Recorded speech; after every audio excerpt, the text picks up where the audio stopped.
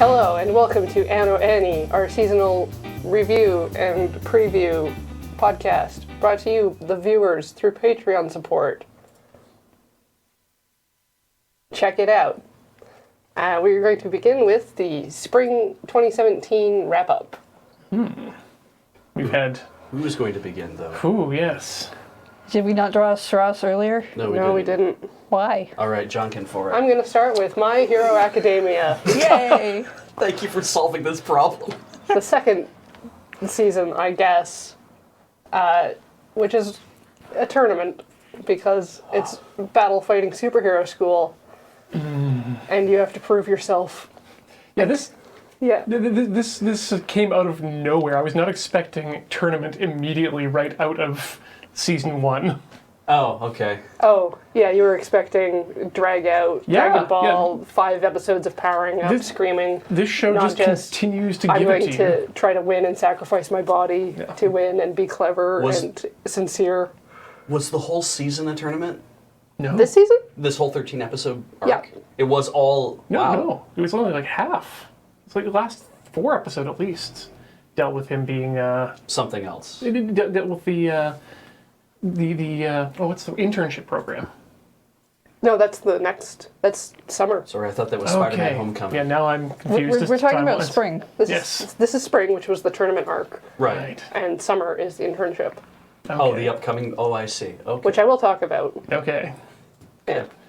Boku no Hero Academia, My Hero Academia, continues to be awesome and sweet. And maybe make you cry a little bit. Every time. Beej. Lots of frog?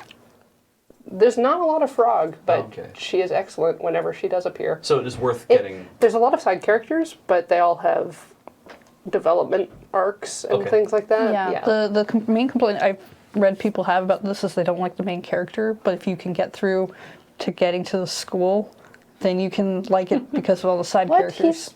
He's so earnest and hardworking, and he just wants to be a good person, and That's why. Yeah. they don't like that. No, Some people don't like good people.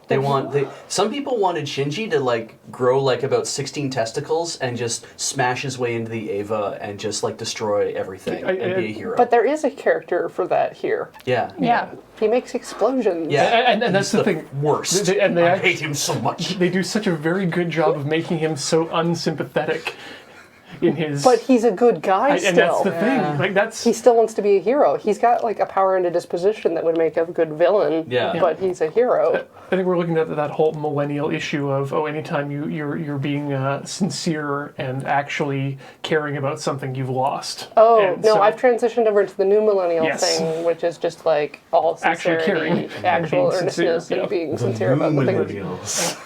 The new millennials. Oh, is that what we're supposed to be doing now? I haven't read the new package. Yeah. New types. Oh, wow. Can we be called new types? You have to be born in space, I'm sorry. Darn it. All right. That's how it works. You said my name. I said your name. So I go next. All right. I'm going to pick up with Alice to Zouroku. Because... I knew it! Because Heather was right. I was right. It is such a dad anime. And it is totally up my alley. And watching the first episode was like, oh, I'm not going to like this at all. And she's like, no, you will. Just hang on. I'm like, I don't know. It looks stylish like a Monogatari. It feels, from the looks of everything. Is unappealing to me. The music, the music you be hearing right now is actually kind of nice and fun and earnest. And she's she's like a 8 to 10-year-old girl. But there's all sorts of weird... People have quirks. No, that's not the case. It's that there's a few people that have these abilities that have manifested themselves, known as dreams of Alice, and that was the thing where I'm like, shut down. I'm like, I don't give a crap whenever stuff like that happens. But it's really about the relationship between her, Sana, and Zouroku, who's an old man who has a granddaughter already he's looking after, and he just kind of is like, all right, I'm going to help look after this little girl who clearly has no family now, and she's the most powerful being on Earth. I think the PV involved them driving and wrecking a car or something. Okay, that's all from the this first looks episode. Yeah. Very different from what I expected. So first episode has a lot of fighting and stuff that would really turn off Beej. And I was like, this is just going to be little girls with amazing powers fighting, and I don't think that's my jam. It's a magical girl thing that I kind of don't like when they're too powerful. but then it like after you get through that, it's like, oh, actually, Zouroku shows up and he's like, I don't like you being. I don't like people doing crooked things. Is literally his catch. I don't like crooked things. Is his catchphrase, and he grabs like Sana by the ear or whatever, or smacks her on the head or something like like child abuse. But like does the thing in anime where, and then all the girls are like, they start crying because they're like, I don't know how to react to this because I've never grown up with a parent. I've never grown up with somebody showing me authority, and I should be like, maybe I should just tear them limb from limb. But really, I'm just so surprised by it. Well, it's and more, then I'm like, oh, I see how this works. It's more like, oh, I'm rampaging and doing everything, and everyone's like, oh, well, we should shoot missiles at them. And old man comes along and is like, no. And they're like, no one's ever told me no before. Yeah. And then I'm like, oh, okay, I get this. This is about raising a problem child.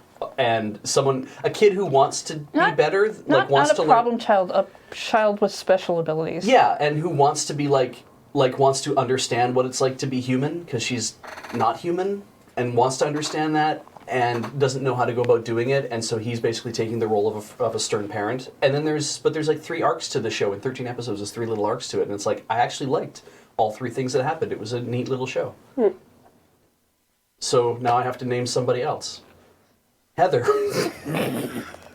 For those of you at home who are listening and not, for all of you at home, for those of you listening on the audio, Ian pointed at Heather. So Heather gets to go next. For all of you listening when you're not at home, Please pause until you've left the house. so I watched all of a show called Kabukibu, Which I had picked on my list, but I didn't end up. You didn't watch it? I didn't watch any of it. So Kabukibu essentially just means Kabuki Club. That's what the boo part is. I really like this show because it explores Kabuki, but what I really like out of it is it's a show that is about a boy who wants to start a club at school, but he's not allowed to start the club because what he wants to do is put on Kabuki theater, and that would be really expensive. So they're like, if you wanted to do a study club where you studied Kabuki, the school would fund that. But you want to do an outlandish thing and put on a traditional art, no. Which is great because it means that what they run for the entire 13 episodes or 12 episodes is not even Kabukibu. They have to run like Kabuki Circle. They don't even get to be a Kabukibu. They have to be a group. They're allowed to be a group because groups don't get funding in the same way as clubs do. Yeah. And they go around trying to make Kabuki happen. And they do a really good job of it because they also end up trying to, when they first start, they just put on a standard Kabuki show. Mm-hmm. And then they realize that their classmates don't understand anything that's going on. And so they find ways to translate it. And one of the things they do is they do a stage play twice. They do a modernized version of Kabukibu with modern clothing and a modern setting, and then they do the original play so that people watching have a better understanding of what's going on. Yeah. So you watch you're watching a short scene as like, here's what it would look like in the modern era with modern speech. And then here's we're going to do the same thing again. It's going to be back in that era, overly done, everything else. So they're Baz Luhrmanning it as they go. Yeah. Essentially, and at the same time, there's traditional Kabuki people in the show who are angry that they're doing that. And then there's like, what do they call the guy who shouts?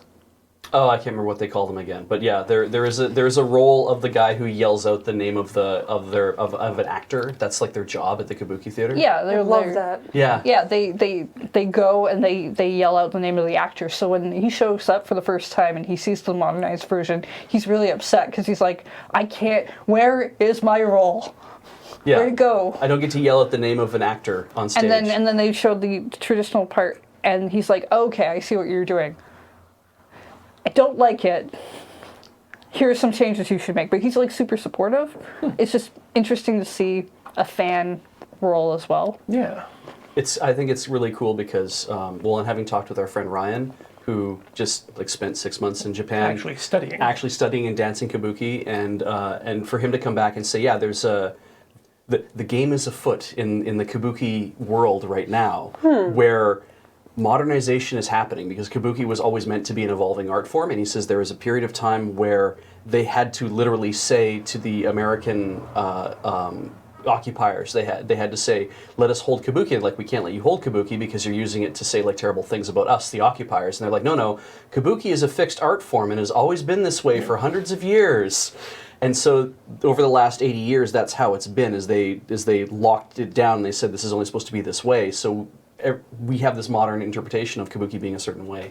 It turns out that's not the case. It was always supposed to be kind of a slow evolution. Incredible. Yeah, I had no idea. So it's like, so these kids are like fighting against this idea in the show, and Ryan was saying, yeah, there's actually people in the community, kabuki like theater groups, who are like, we want to be doing a little more stuff that modernizes. Staging the setting the stage for a modernization movement once the rest of the masters die. Yeah. There's some really neat stuff that they do with like video projectors at one point to do backdrops and subtitling. Oh, that's a good idea. And whatnot, like and certain problems they have to overcome in order to get their stage productions I really liked.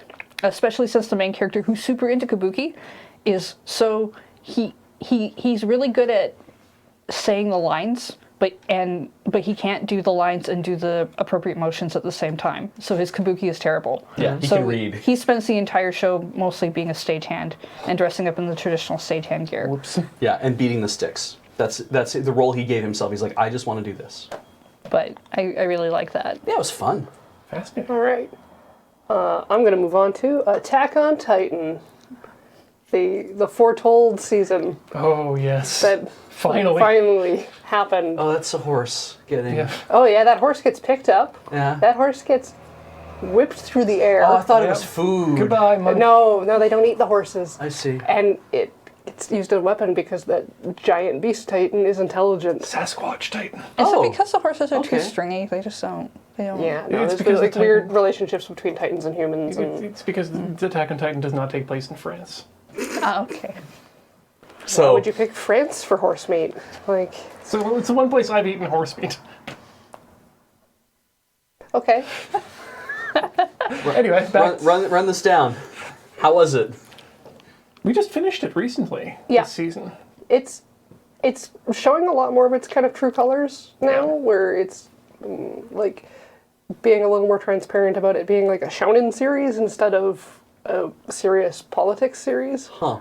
Okay. But Where it's there's just also- like main character screams a lot and then gains superpowers to hit things. Like it's yeah. that kind of Yeah. show. Shonen. But there's also like a lot of body horror in Okay. it. Is it still bleak?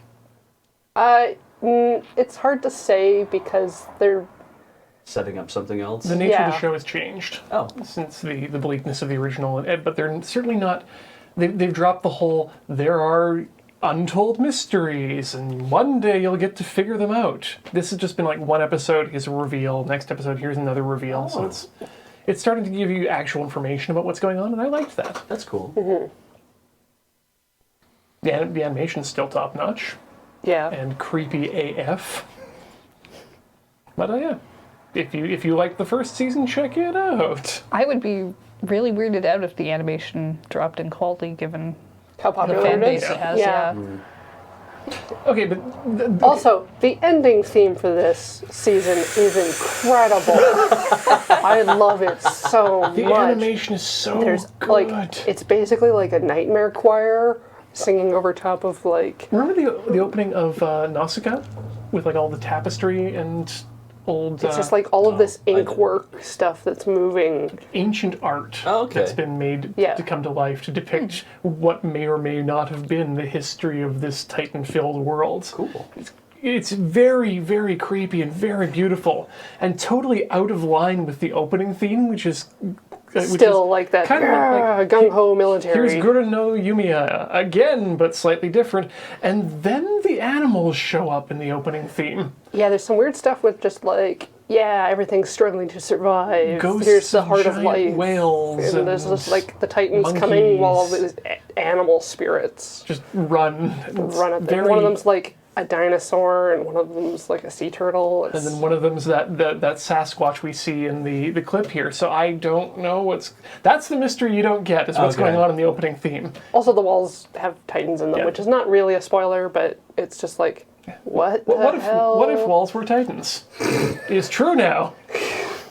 It's just like, why is any of this happening? Because it's not a serious politics Okay. show. Okay. It's shonen. It's about explosions. All right. It's a lot of fun. Beej. All right. Natsume Yuujinchou Roku, which is Natsume's Book of Friends, season 6. It is as fun as it was. It's actually been nice. There's more character development again in this in this arc, especially the end of the series. We still haven't spent a lot of time with Natsume's grandmother, which is, I believe, The entire point of the series. well, she's the one who essentially makes the Book of Friends, as far as I can tell. I Yeah. don't even know if that's technically true. Maybe she no, finds it I adds think more, they mentioned but- that in like the second Yeah. season, that No, she's she the made one it. that found the names of all of and then the... starts putting it together as Yeah. a thing. So it's just more fun things of, oh, here's a poor spirit who's having a problem, or here's a person who's having Yeah, a but problem. it's a little bit different because it's like the first season we've had where throughout the entire season he does not return a single name. yeah.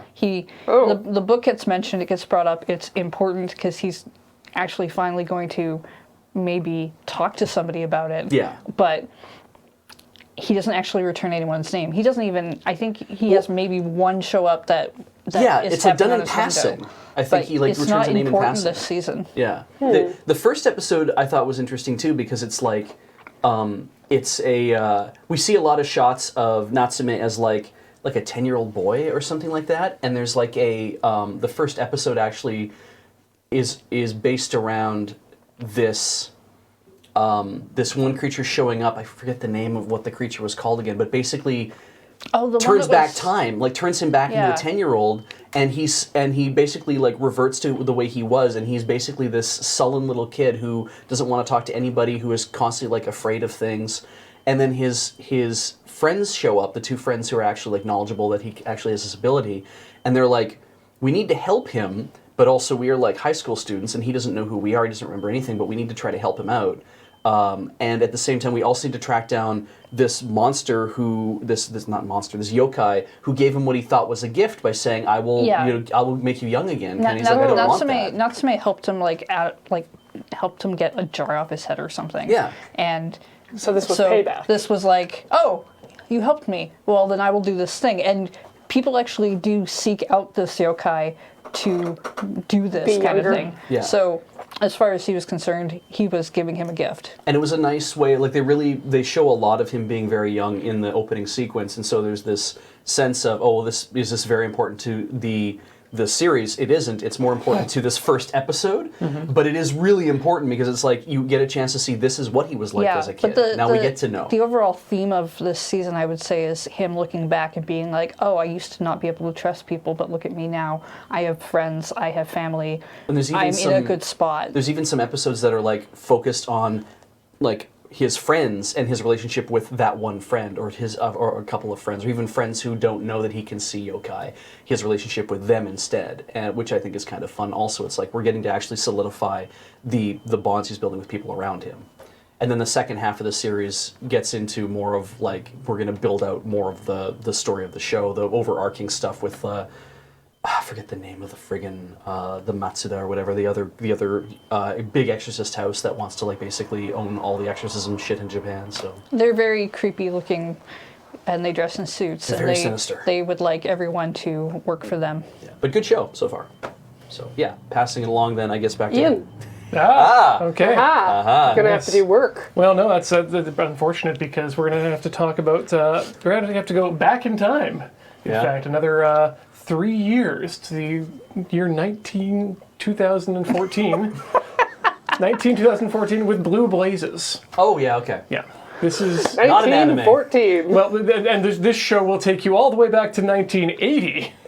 It's set in for- 1980 and Yeah. 1981. Yeah, and this is the story of a young boy in the Osaka Fine Yeah. Arts University, training to be a fine artist. And he starts off trying to decide what he wants to work on and eventually decides to start working on manga.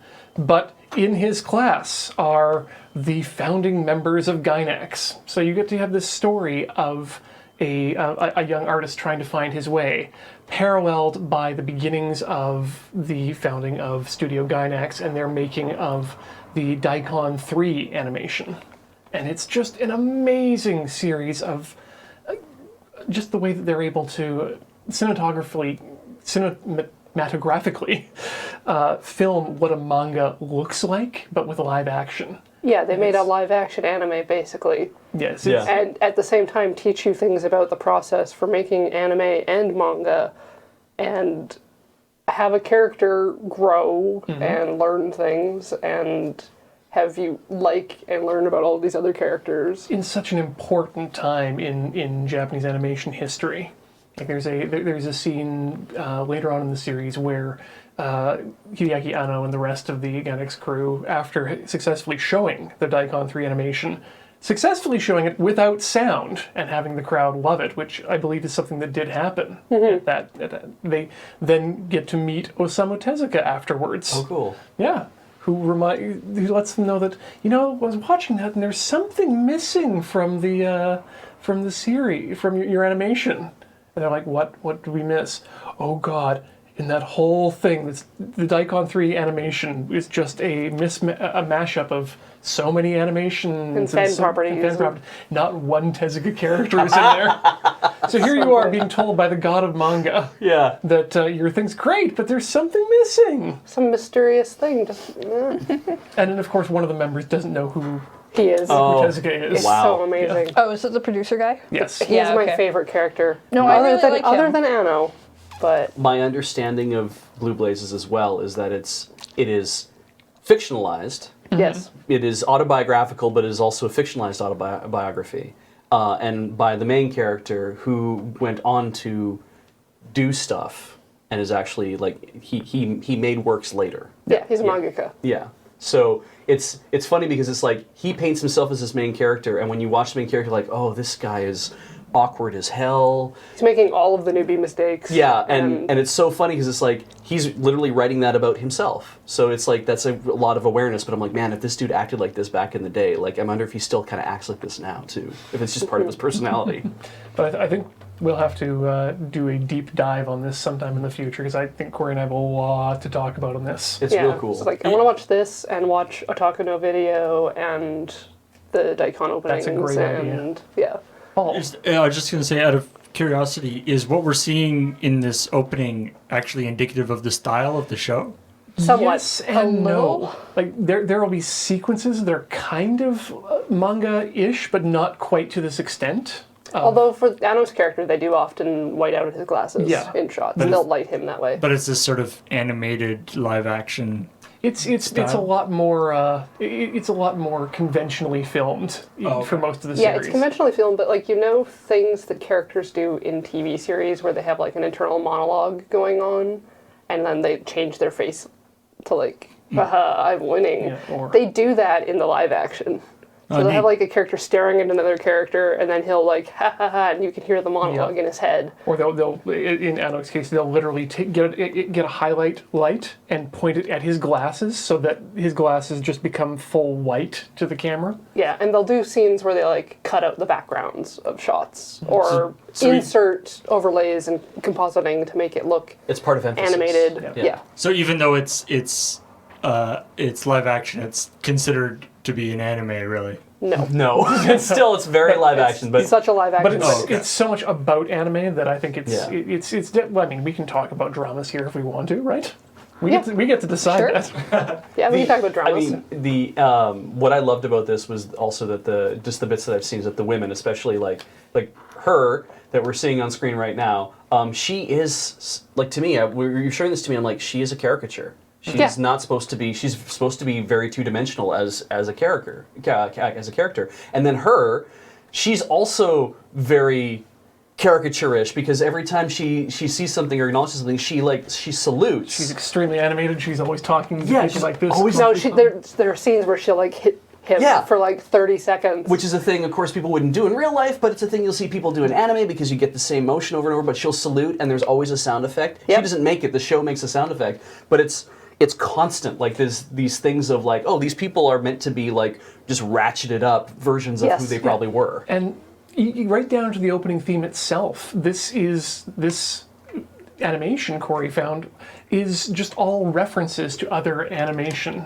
Yeah, there's if you do a Google search, there's one that's like Blue Blazes OP references. Yeah, and it'll show you all of the animated references to these poses that are being made in famous series.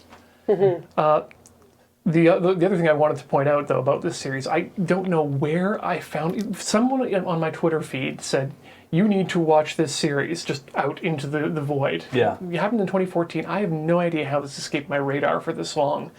But if you're watching this or listening to this, at time of recording, you can still watch Blue Blazes on viki.com, viki.com. Okay. It's an official release, but you can watch it streaming there for free. With subtitles. With subtitles, but they do give it a weird name. They call it Blue Fire.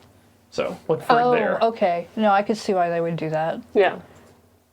It's not as good as Blue Blazes, but I could see why. Yeah. But yeah, that's been my big thing of the last season. Yeah, I'm deeply in love with this series. I'm gonna keep watching this. So I guess back to Beej? Heather. Hey. I also watched all of Kenka, Banchou, Otome, Girl Beats Boys. Yeah. Which I really liked. So there is a video game series called Kenka Banchou, which is a fighting series. This was a spin-off game, spin-off Otome game. So it's An Otome game is what? it's a girl game Okay. essentially, but a lot of them are dating sims. But it's not a girl game like a gal gay. It's a girls game. It's like a game meant for women to play. It's a girl marketed towards girls. Okay. Okay.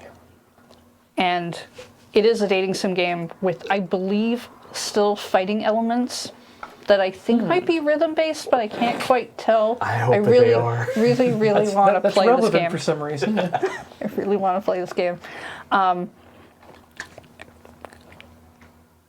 It's very short. It's like, I think, 11 episodes? I remember this one. 12. It's 12 episodes, and they're like 8 minutes. 8 minutes, 11 minutes long. And it's about a girl who's pretending to be her twin and fight in a school to become the top fighter. And it is the best show ever, as far as I'm concerned, which is not true. There's other shows that are better, but I really like her going in and fighting What I dudes who are clearly going to be romantic interests, but they don't know it. Yeah, and then even later on in the series, it's like they're still not establishing there's supposed to be a romance here. Because it's like, oh, they're all dudes, right? So you're not going to have a romance, you're going to have buddies. The ending for it, I found, was not great, but I think it is mostly just an advertisement for their game, which also just got a sequel. No. What I loved about it was the fighting animation, because in something that is only 8 minutes long, they made some clear choices where it was like, if we're going to spend the budget on anything, we have to make the fights look good. And in the initial episode where she gives away what her name is, what the person she's pretending to be to this dude who like befriended her. Hikaru? Yeah. Yeah, and it's like, I'm Oniwa Banchou, it doesn't really matter, but my name is Hikaru. And he gets like, the dude that like befriends her is all like freaked out. He's like, you've been playing me for a fool this entire time. You're like the strongest guy from whatever school. We're gonna fight. And she's like, oh, I don't want to fight. He's like, come on, this is how we have to do it because you're so strong. But I'm stronger than you. We're gonna kick your ass or whatever. And she's like, fine. And he throws a punch and she dodges. Throws a punch again, dodges. And there's this shot, and you can even see it in the in the trailer where she throws like 3 punches and she goes chest, and then like punches him in the face. And it's the cleanest 3 punches I've ever seen anyone animate. It's whack, whack, whack. And I'm like, shit, that was great. Because that took like about a second and a half to show, but it was like you could really feel how powerful it was. Mm-hmm. And that kind of convinced me. I was like, this is going to be a really good show for really quick fights. Like just kind of showing how fast this can happen. Right. What I really like is the school backdrop, because everywhere over the outside and the inside of the school is full of graffiti of just words that say things like death.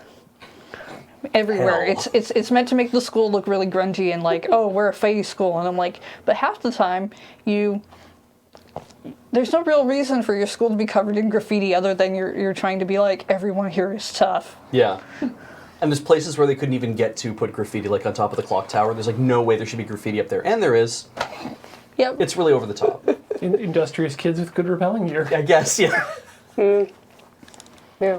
All right, so I'm going to go back in time as well. Oh, I to see. 1995, I think, to Revolutionary Girl Utena. Which actually takes place in 1980, anyway. I don't think so. No, It takes place out of I time. think it's from 95, I don't know, or is it from like 91? It's really early. I- It's 95, 96 actually. No, actually, no. Utena? 30th anniversary this year. Yeah, no, that's 1997? yeah, 97, 98. Okay, anyways. How It's is beautiful. 97 30 years? Don't Yeah, wait. try not to think about it. 20th anniversary then. Whatever, I don't care. Moving on. Sorry, Cori. Anyways, yeah, Blu-ray re-release, December. Remastering, very beautiful.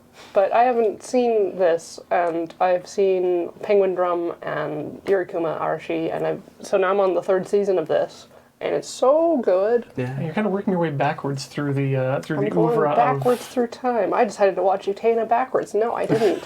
I'm watching Utena forwards, but I'm watching the Ikuhara works, I guess. So next up is Sailor Moon S. Yeah. I don't think Sailor Moon S is thematically tied to Utena, Penguin Drum. I and don't think you. Yurikuma. Well, I don't think you know enough about Sailor Moon S. if we consider Uranus and Neptune, Yep. then And maybe and Hotaru and Chibi. that's true Yep. as well. Yeah, okay. I can lend it to you if you really want, but I Anyway, don't think you need to Tell watch us that why one. we should watch Utena. Go ahead, convince Well, apparently me. you just want lesbians. I do! You're right! I love Yuri Works. Yeah. Dad anime and Yuri. That's all Oh, Beej God. watches. Yeah, like it's not actually that great for Yuri. Like there's Utena and the Rose Bride, and that's about it. Yeah. There's way fewer lesbians in this than the Bear anime. Yeah, it's true. Yeah, and Penguin Drum has also like one, maybe. Yeah, maybe. But, So- I would not actually recommend Ikuhara for you to get your lesbian fix. Wow. It is more about the serious depiction of society and the treatment and like consumerism around lesbian works. yes, this whole show is about adolescence. What? That's the understanding that I But have. it happens in a school and there's fighting. Yeah, there And sure there's is. adolescence in the title. Oh, so it's the one I just watched. Oh, they're the same. I really I like Utena because of just how, I don't know, I liked watching how kind of like abstract it is. There's I know there's meaning to be derived from all the symbolism, Yeah. but it's like, I just loved how abstract there's it an is. episode where there's an accident while they're eating curry that does a body swap, and the Right. schemy, evil little sister character goes off on a trip to India to get a spice mix, and she is pursued and constantly thwarted by elephants. And they call it back later during Yes. during like a recap, but a significant character growth recap episode, and it's just like, I wasn't going to take this seriously, but this is beautiful. The thing about Ikuhara's works is that everything is deliberate, and no series is more so than Utena in that respect. Like, it's the first series, I think, where he really got the chance to make what he wanted. But it's like when they go to duel in the castle area, every single duel has its own music. Yeah, but leading up to each duel is the same music every time. So Yep. you think it's going to be this weird shonen thing where you go through the transformation and you have your lead up to the fight, and then everyone's different. The themes, not just the theme music, but you're right, the theme as a whole of what's going on in the arena. Yeah. Well, And and what's- everyone's fighting for a different thing. Yeah. Everyone's fighting for a different thing, but even like the reason for the fight happening changes the arena itself. Yeah. Yeah. Especially in the Black Rose Saga. During the Black Rose Saga, it sets up like a series of desks set up like a classroom, and they'll each have an object on the desk, and then on the floor are body outlines that, like, as the characters lose like- their duels, they like chalk fall outlines into. of the chalk body outline. Yeah. It's- I guess we should do a really quick recap for those of you who are completely lost about what we're talking about.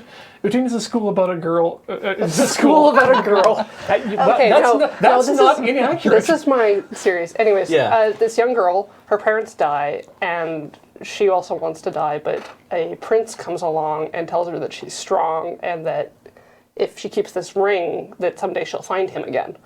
And so she ends up going to this school and finds out that the ring makes her a duelist, which is a contest to become the partner of the Rose Bride. That will So, give you the power to revolutionize the world. but she doesn't really know that. Whatever She just that knows means. that you can control the Rose Bride. And so she ends up kind of falling in love with the Rose Bride and fighting to protect her so that she can have her own life instead of being a tool for whatever other person's motivation. Yeah, because she does, like, when she meets the prince, she's like, this is great, there's this, I am strong. And she's like, well, the best way to be strong, obviously, then is to be a prince. Yeah, she wants to be a prince. Yeah. It's not that she's in love with the prince necessarily, it's that she wants to be So the hero. she dresses in boys' clothes and Yeah. uses men's Speech. Yeah. Yeah. And then everything, and then now take that and then put that in front of everything else we just said about the show. Yeah. And it's Yeah. very, very good. Good rewatch. First watch. I yeah, have, it's not a rewatch if she hasn't seen it before. Fine. am I next? Yeah. Let's all talk about Sakura Quest. Yeah. Yeah. Chupacabra. The Yeah. Kingdom of Chupacabra. This is another PA Works show. We talked about these previously. Hanasaku Iroha, which is about a 16-year-old girl going to school but also working in like a hot springs inn.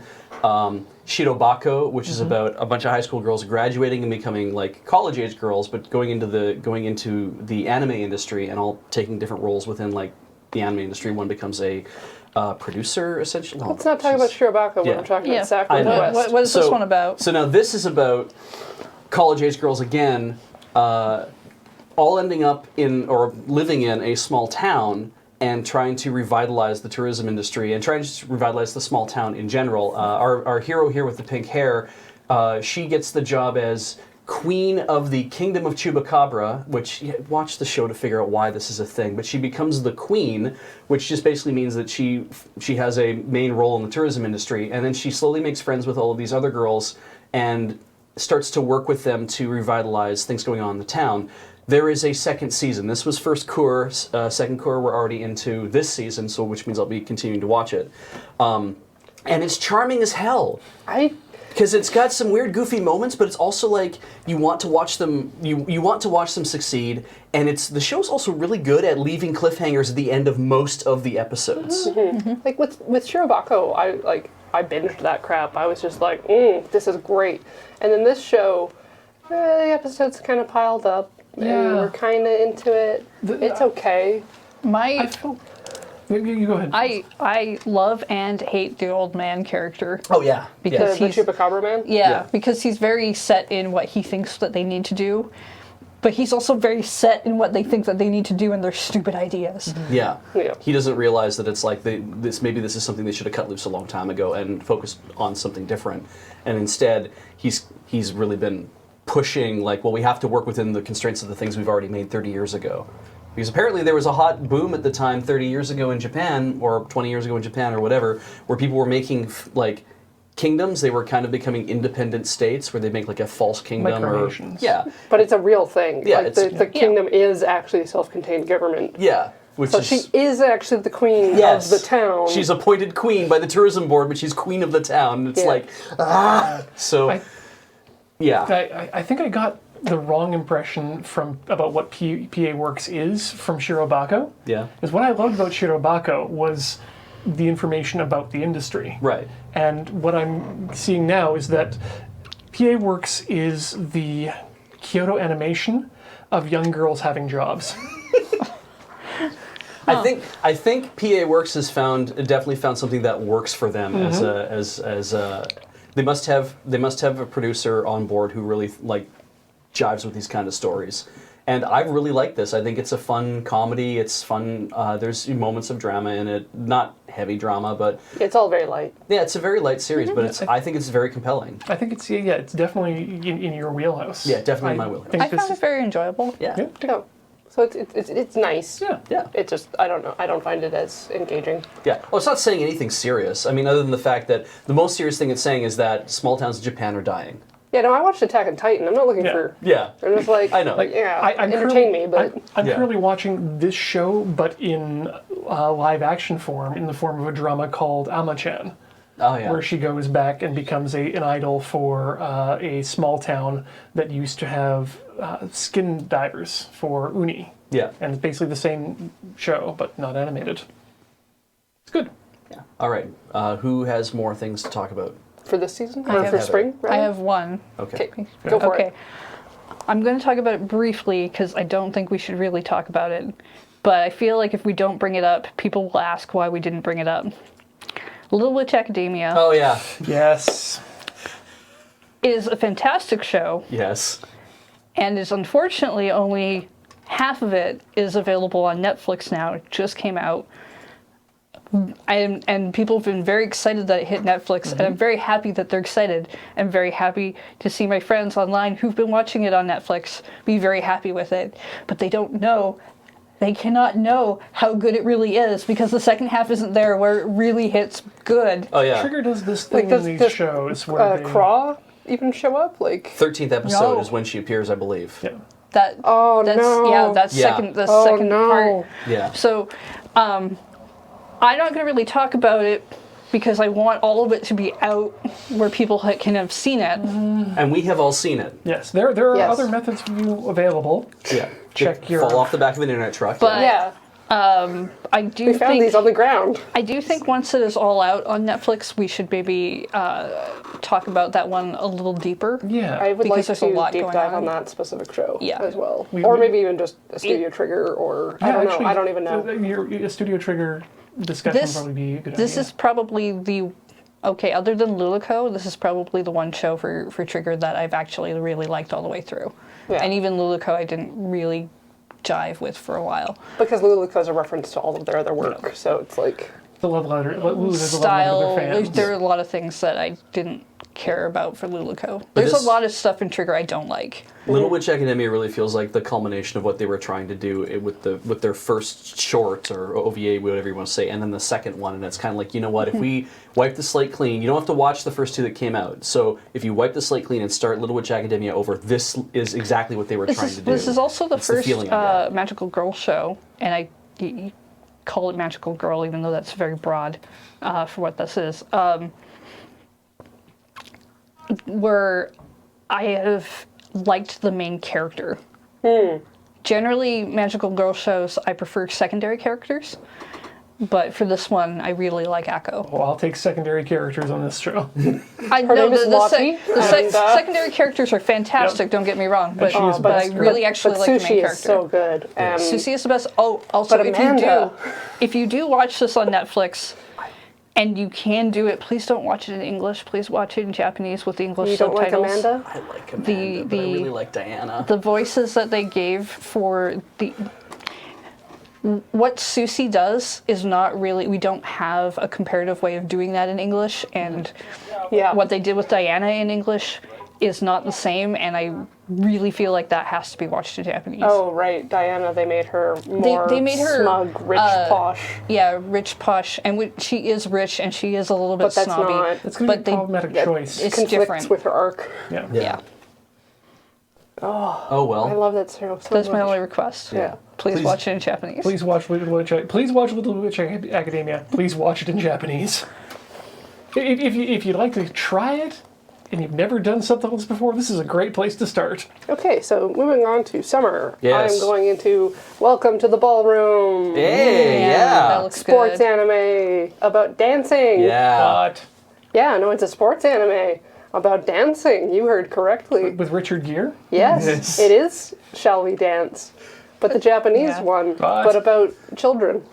This is like 2 ballroom dancing manga came out at the same time, apparently. And Yeah. this one made it to anime, which I'm like, that's great, that's The other fine. one, the other one didn't get farther into its arc. Oh, I though. see, okay. So it's been slower, and then this one, he's had a competition. Yeah. In the manga at least. So good time to are start. they going to nationals? Yeah, actually, look, it's about competitive ballroom dancing. Yeah. He gets a number and a suit and has to wow. slick his hair back and try to not let his partner down. Beautiful. Yeah, and he's the hardworking type.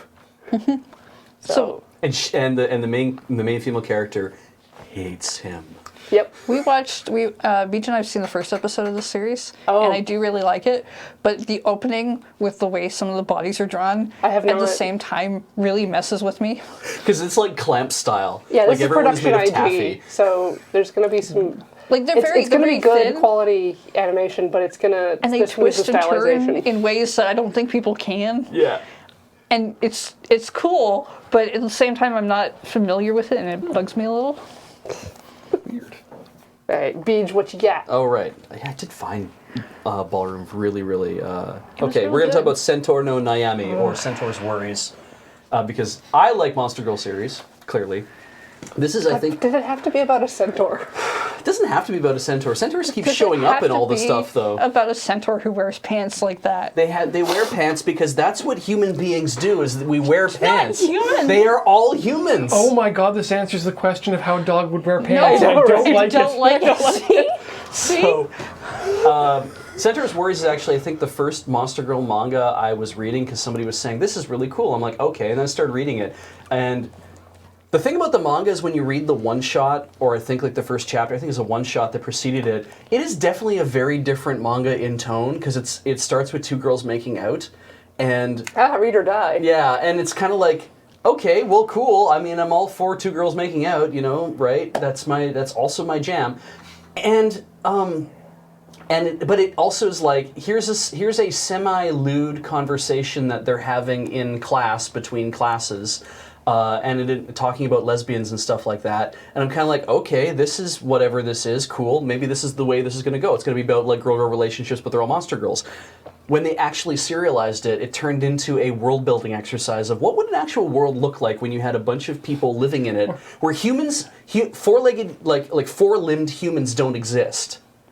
Where six-limbed humans were the norm, and then evolution followed an unusual path where you have all these different, like... So I want to point out that in these 6 limbs, they include wings that are limbs, and sometimes I think antlers are supposed to count as limbs. Yes. Okay.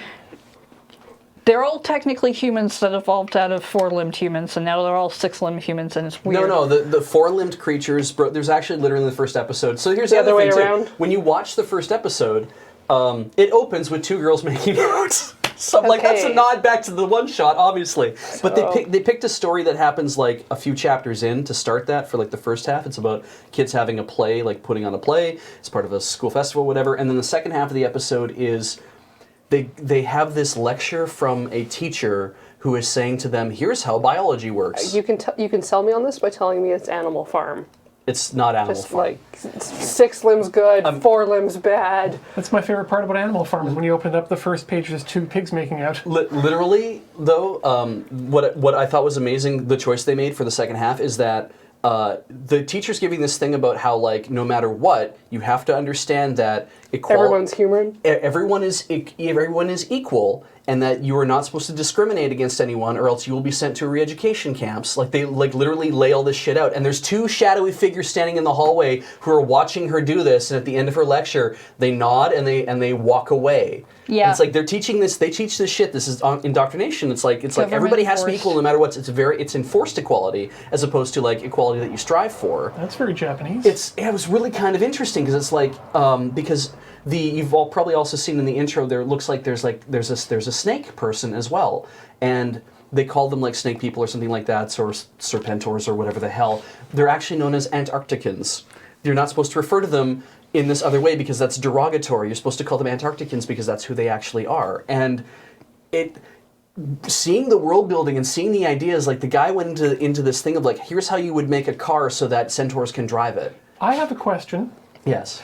Do they address swimsuits? Yeah. How does a one-piece swimsuit work on a horse person? Can't remember. I think they have to put the whole thing on. Like, does it come, like, around the back and then up? Well, think there's a it's- shot with them in like bikinis, so I think it's a bikini. That's the other I question. think it's a 2-piece. How do bikinis work on horse people? I think it's a 2-piece. Yeah, you literally have a top and then you have a bottom that is like a big suit. But does it come down to, like, the middle and then just go around along the bottom edge of the horse? And can't- No, I think it flares up looks in the like a back? diaper. It's just attached to the back. a horse. So that means the front legs are completely nude? Yeah. Lewd.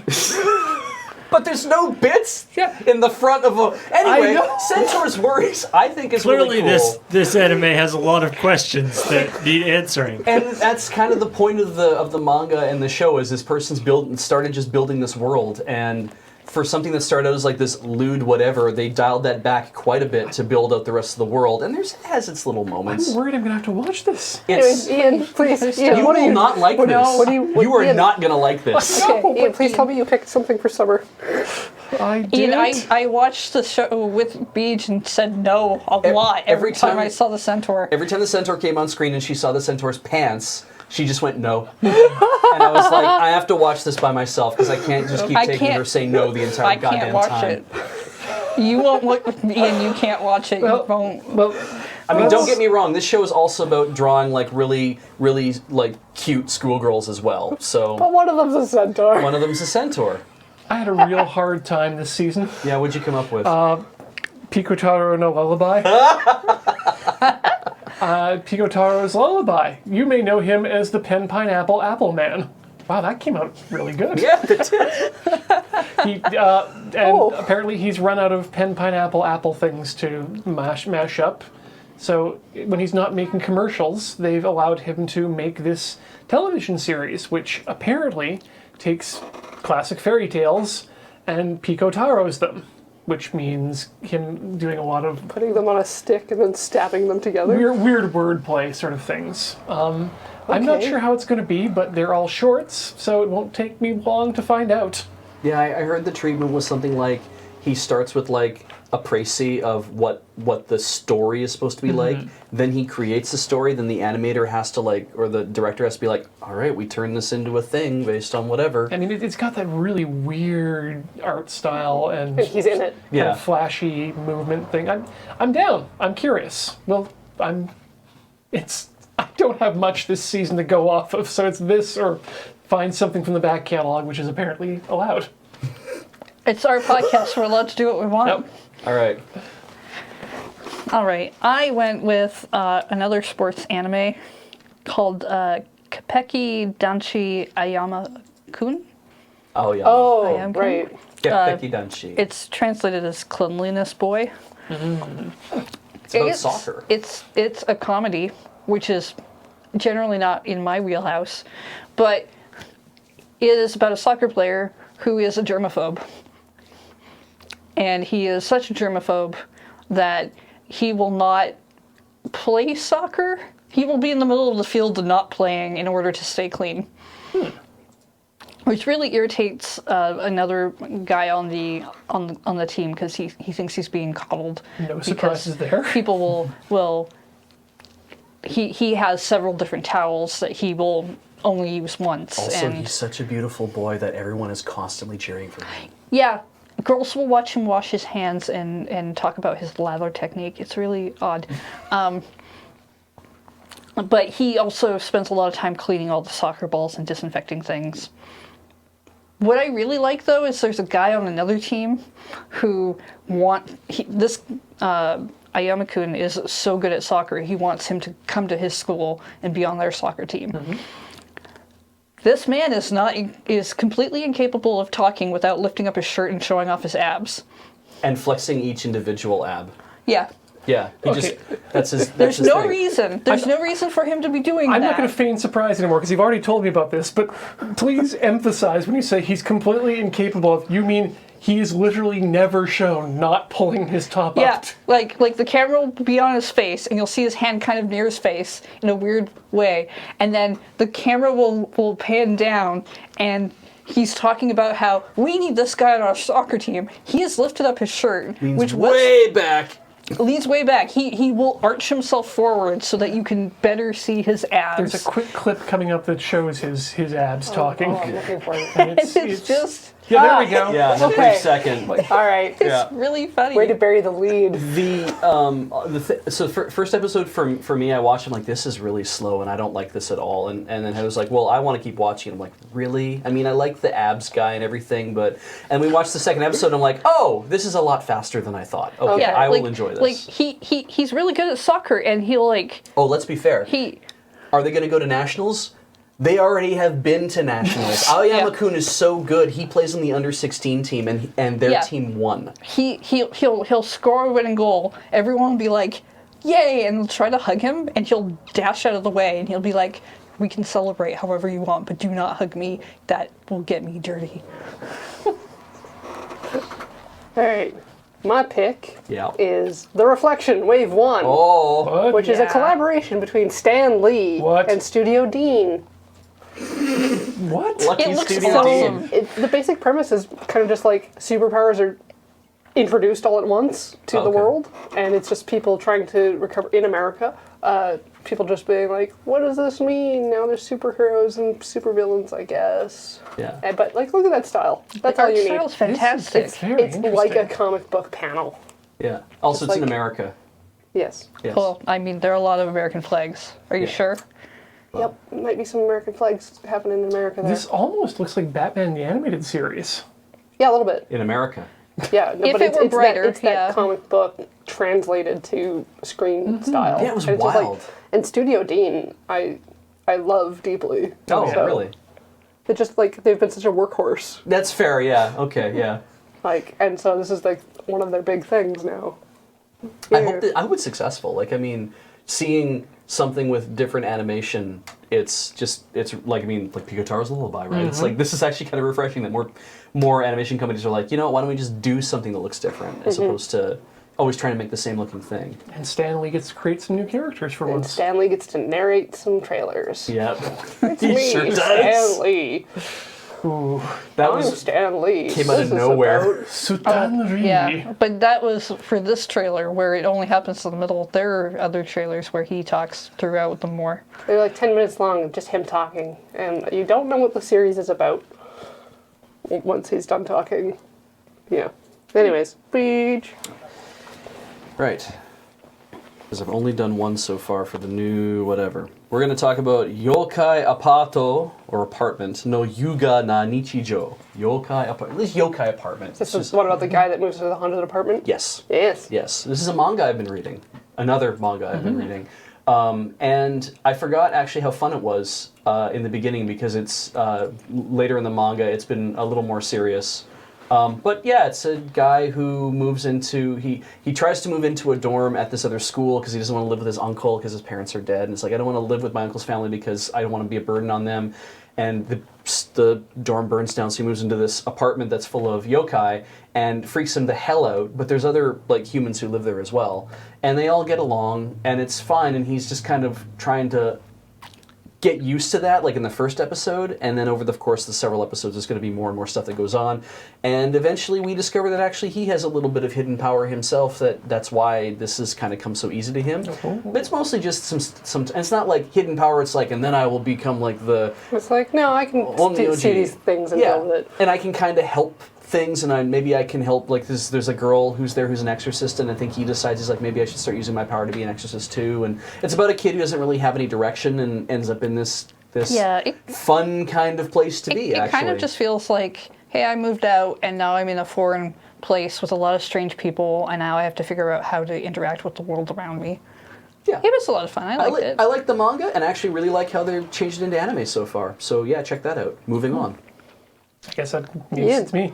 So now it's time for the Gundam block. Yeah. Because I didn't realize. Well, we'll bring up the thing I'm actually going to talk about, which is Gundam, Kito-Senshi Gundam, Mobile Suit Gundam, Twilight Axis. Or Axis Twilight, I can never remember which. Here's a fun fact. Yep. Instead of showing you a trailer, I'm just going to show you episode 1 because it doesn't make any sense anyway, and it's really short. Does it have any audio? Yes, it Yeah, does. okay.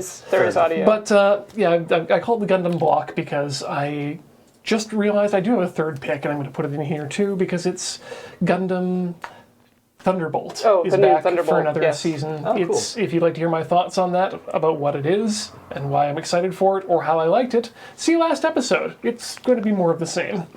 This, however, is another new Gundam UC series that's happening at the tail end of 0096, which is around the time of Unicorn, if I remember correctly. It's about a team of, it seems, a team of researchers going back to Axis, the in-space base that has changed hands numerous times over the over the years. We don't know why they're going there. Apparently there's a Zaku 3 there for some reason. And there's a new Gundam. The episodes are 7 minutes long. There are 2 of them now. I'm not entirely sure what's going on, but it seems cool and it's in universe, so I'm going to keep watching it. It's got some really nice Gundam battles, though, that are in the midst of happening. Not in episode 1. That happens in a dry cleaning shop. Does this also take place in Edmonton, Alberta? No, it does not. This takes place in space. Okay. But it looks like, fun fact, there may be yet another new UC series coming soon, because there's a new crossover or expansion novel / manga that's being published called Blazing Shadow. That's getting character designs from Mikimoto. Okay. And other big names doing the mechanical Please tell me designs. this is about Char. No. Oh. The one thing that makes it look like it might not be a new series, because it has high profile, everyone working on it, but it doesn't have a recognizable actual Gundam in the series. Huh. It focuses on a gym sniper. So that might that be might be coming to good. TV at some point in the near future. Because, I mean, Thunderbolt is so much about sniping. Exactly. But So- it does have a Gundam. Anyway, that's it for Ian's Gundam Corner. Tune in next quarter for more of that. Heather. Okay. My second pick was Isekai Shokudou, or Restaurant to Another World. Yeah. So this is by a studio called Silverlink, Never heard of it. and it's a comedy, fantasy. It was also listed as a mystery, which I assume will happen later, because it did not really happen in the first 2 episodes. But it's about a chef who runs a Western cuisine restaurant, and there are doors to his restaurant in different worlds that only show up once a week on Saturday, essentially, and people come in, and so you'll get like there's a dragon who morphs into a human being. There's a girl who's a demon who ends up becoming a waitress for him. There's like a treasure hunter, and just a variety of characters who come in. First time they come in, they don't know what this place is because it doesn't make sense. When he sees them, so far all I've seen is he's like, "Oh, you're from the other world. Okay, can you read what was it? The Eastern Continent language. Yeah, cool. Here's a menu," and some of them are confused by the menu. Because they don't know why would there be a menu. I just ask for food and you bring me food. Yeah, and then they'll open it, and then most of the time they don't recognize anything that's on the menu. Mm-hmm. But they'll find like one thing that they like, and that's the thing that they order forever because they really like it. Or at least that's what I've seen for characters so far. Because food apparently in this other world is shitty. And he makes amazing food apparently. So the dragon one is really great because for one thing, she comes in, she's like, "I would like your beef stew. I will start with the plate," and she brings a big pot and puts it on the floor. And he gives her a plate, and then when she leaves, she also takes a giant pot and leaves with it of this beef stew. And then he takes the pot that she brought to keep in the kitchen. Mm. And then when she gets back, she transforms back into a dragon. And so then the pot is like a lot tinier, and she just like sips food out of it with her tongue. Sticks her tiny tongue, like this tongue into it, and just takes up little sips of it. It's super cute. I mean, and she is like, also, when the dragon changes into a lady, she is very nude and very voluptuous, and the camera likes to show it. And is sitting in all sorts of ways to enhance all the shots of her being whatever, but not actually nude, but she is totally nude. It's fine. It's just like I feel like they overdid it a little bit. Wasting my time. but like, I was the one arguing to Heather. It's kind of like, but it doesn't really matter because yes, she's a dragon, she's sexy, whatever, great. And yes, they spent a lot of time on it. I think that was because it was the first episode. They're trying to keep viewers. I hate that though. I know. I saw that she was nude. Great. You didn't need to show me a shot of her legs with her moving them back and forth. Like, oh, I might see something that you haven't drawn. Yeah. Like we might forget this is animated. Yeah. So in Blue Blazes, there's a scene where Anno and another guy have a fight or a wrestling match inside of a traditional Japanese bath, and they have to actually blur some Yeah, there's some mosaicing over his junk because they're actually just in towels. Okay, Yeah. that's cool. Nudity goes both ways, is what I'm saying. This is real really good. it's really good. It's like anime food is always drawn really well. And I don't know. I like the chef guy. I like how he's not perturbed by people who come in who are like, "Give me food now," and he's like, "Yeah, okay. Here's your menu," and they're like, "What? I'll come back in a second. You can tell me what you want to eat." It's well, and even beyond that, like, because I mean, I thought maybe the mystery part had to do with the fact that it's like he is completely used to this idea. But in the first episode, we have no idea why stuff is happening this way, and I thought maybe that's the mystery thing, but they kind of give it all away then in the second episode, but there's probably more reasons as to why these doors exist in the first place. I think they might all be on the same world, but that's not clear. It might be all on different worlds, but he asks people about, can you read this certain language, and they get it. But yeah, not only anime food being drawn really well, it's also, if you like listening to people talk about how good their food is... I mean, that happens. I ignore that part because I try to ignore that part too because I'm getting a little sick so of I it. could stop recommending Samurai Gourmet to you. There's like little stories going on with the characters. Like the treasure hunter who finds the door and comes in is somebody who got a journal who knew another person who used to come in but who has passed away, and the chef knows that person and is like, oh, he also used to order this food. Okay, and then other people who are in the restaurant who don't know this person are like, oh, there's a second one now. There's a second mincemeat cutlet now. Yeah, they Because refer that's to it what that she way. orders. So it's like now this person is the mincemeat cutlet. Yeah, and it's just kind of Yeah. like really cute. Yeah, it's a darling series. I really like it, and I like pretty anime food, and I get a little tired of hearing them describe it, but whatever, it's fine. I don't like every anime that has food in it, Yeah. which you seem to. I end up always picking that stuff, and yet you're the one this time that picked the eating of food. Because this one was actually good. Anyways, back to My Hero Academia. Yeah. So, in this part of the story, I've read past this still in the manga. It is about how heroes function in the world. Like, all of the students get internships at different hero agencies. Okay. And for training about, like, how to work on their image, how to do news interviews, how to safely protect bystanders. How to comb your hair. How to comb your hair. Not a joke. This And is then- what I want about this show. And then they've introduced this character that's basically Spawn. Oh. Okay. Just Yeah. run murdering heroes. Weirdly, that's the least interesting part of the show. Yeah, he's just there. Yeah. It's just like, oh, the nitty gritty about, like, combing your hair. And main hero character, learning how to control his powers a little bit. And then awful, horrible, evil enemies that just rip people apart. Yeah. I never watched Dragon Ball Z.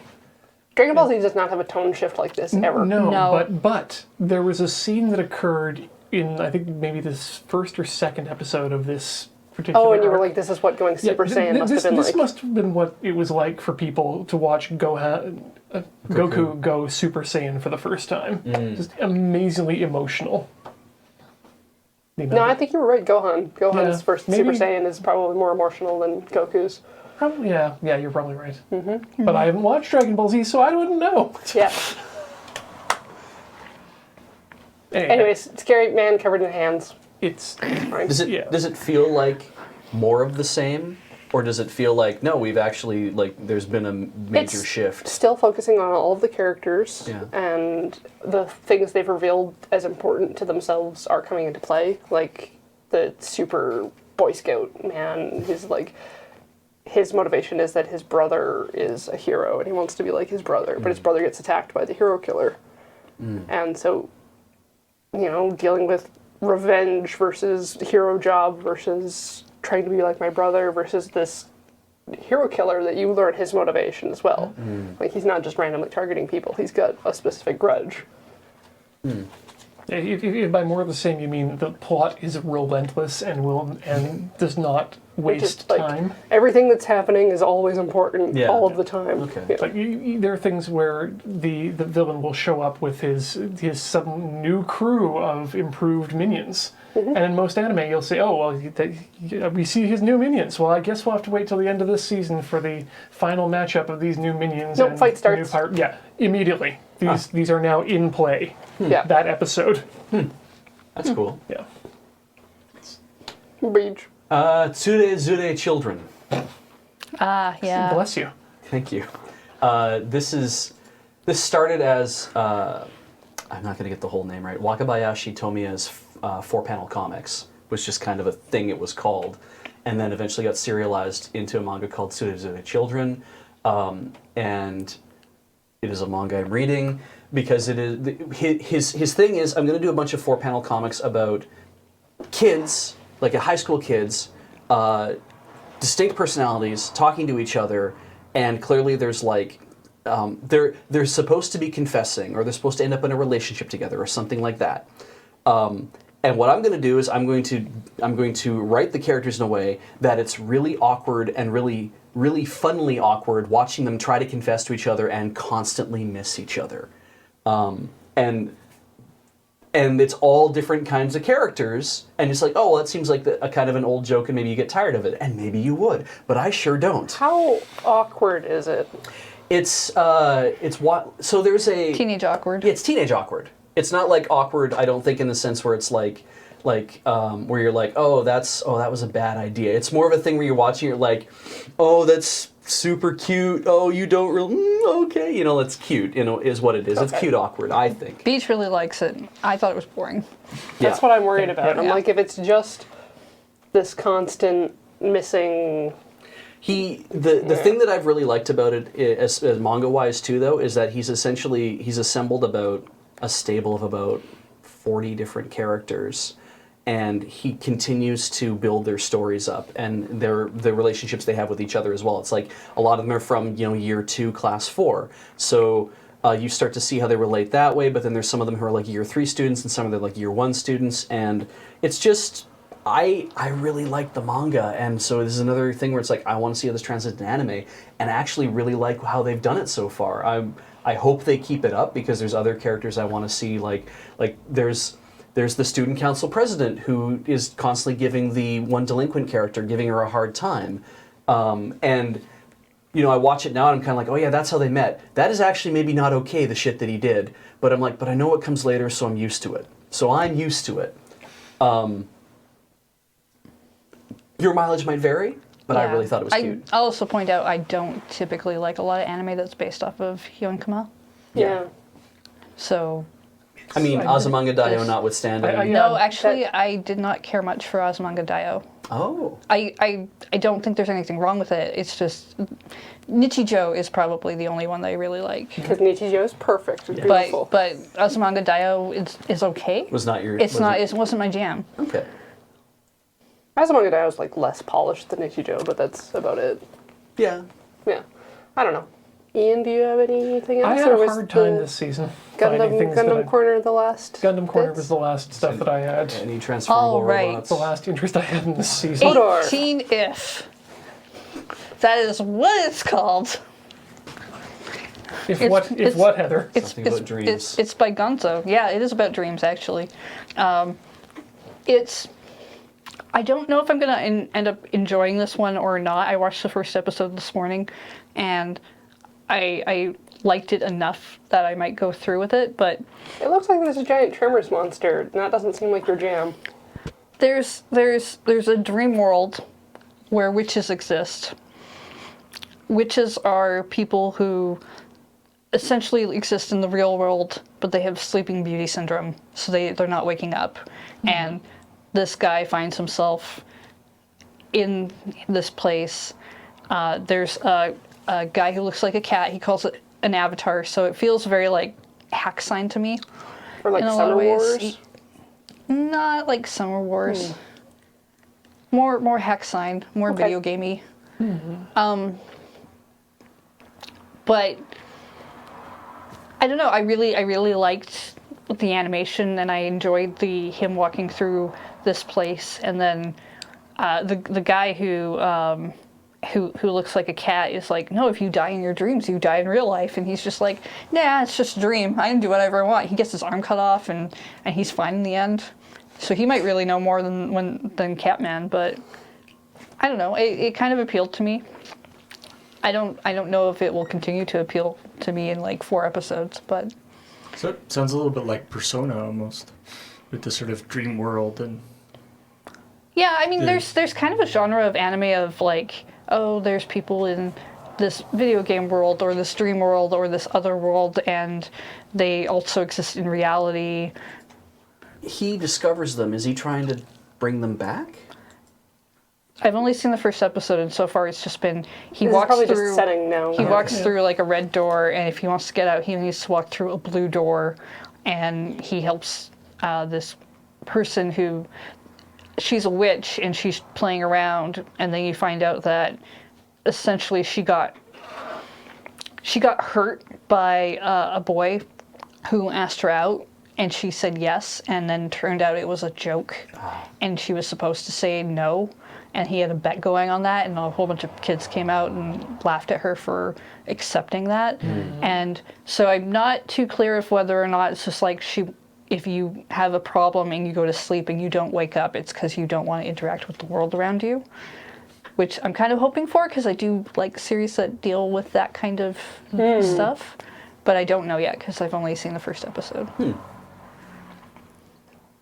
But I mean, Gonzo is sometimes quite good. They make very pretty things. And very smart things, too, sometimes. Anything left, Beej? I do. I have one left. Zannen Onna Kanbu, Black General San.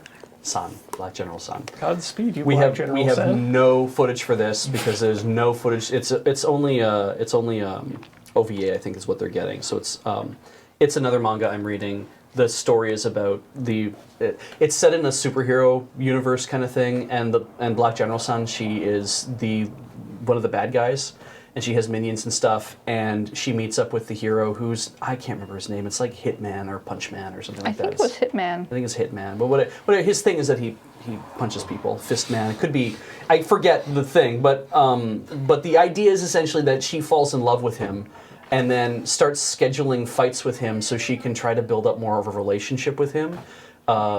Despite the fact that she knows that she has to constantly lose to him, but she knows that as the general, like there's the big bad guy. It's like I am his general, and so I am going to be out there and try to fight you, but I also know that I want to lose to you because I want to, I don't want to destroy you because I'm in love with you. And she's really bad at masking that. And he knows that she, and he finds it really awkward because he's like, I don't want to have a fight with you. I don't want to get into fights with you. He's like, no, come on, let's have a fight. And it's like, I don't really want to do that because it's awkward, but.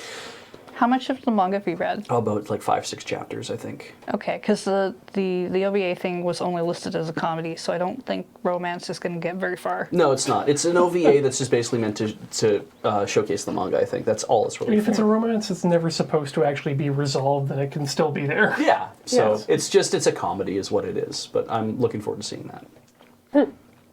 Anything else? Anyone? No. All right. Thank you all for listening to AnoAni, our seasonal preview and review Of the previous season. of the previous season. If you like what we are doing, please support us on Patreon.